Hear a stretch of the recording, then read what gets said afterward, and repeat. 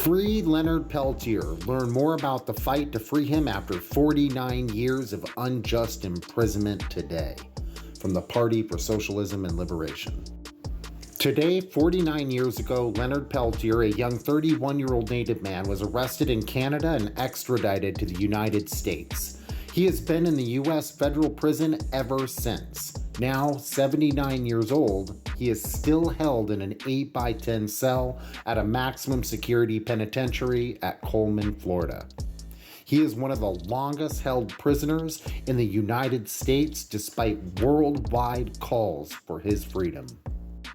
The FBI is the crux of the reason Peltier remains behind bars. Leonard Peltier's continued incarceration is the never-ending FBI campaign of revenge after the June 26, 1975 incident at Oglala that resulted in the of two FBI agents, Jack Kohler and Ronald Williams, and one native man, Joe Stunts.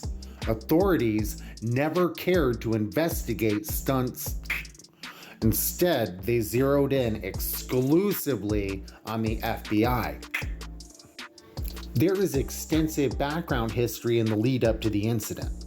Dick Wilson, the dictatorial tribal chairman of the Oglala Lakota at Pine Ridge, led ongoing assaults on the people of the reservation who struggled against his government's corruption and in defense of their traditional ways.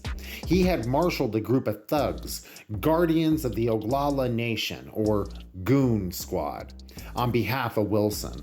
They terrorized their own community that simply wanted fair treatment and an end to the chairman's corruption. For 25 months, from 1973 to 1975, 64 residents of the Pine Ridge were by gunshot, even being fired on in their homes, largely at the hands of Wilson's men. The violence began soon after May 8, 1973, at the end of the 71-day historic takeover of Wounded Knee at Pine Ridge by American Indian Movement leaders Dennis Banks and Russell Means, and many young AIM members. Among their demands were calls for the U.S. Senate to investigate the notorious Bureau of Indian Affairs, Dick Wilson's administration, and for hearings on the hundreds of broken treaties between Native nations and the U.S. government. The U.S. military surrounded the occupiers of Wounded Knee for those 71 days, conducting a pitched assault on the encampment. More than 250,000 rounds were fired by U.S. military forces. The occupation ended by agreed surrender, but AIM members were arrested and indicted. Banks and Means were tried and faced years in prison. However, due to prosecutorial misconduct, the judge dismissed their charges. Today, a growing international solidarity movement is demanding the release of Peltier after nearly 50 years. The times are different from previous years. Not only has knowledge of and support for Leonard Peltier grown, but the indigenous movement is once again showing its strength.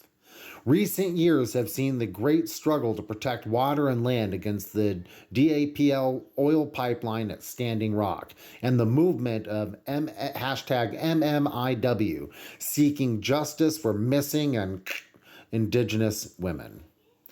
The broader recognition of Native people's right to true sovereignty, for respect of Native treaties and recovery of stolen lands, protests against the inordinate imprisonment of Native people, and the deep poverty of their communities.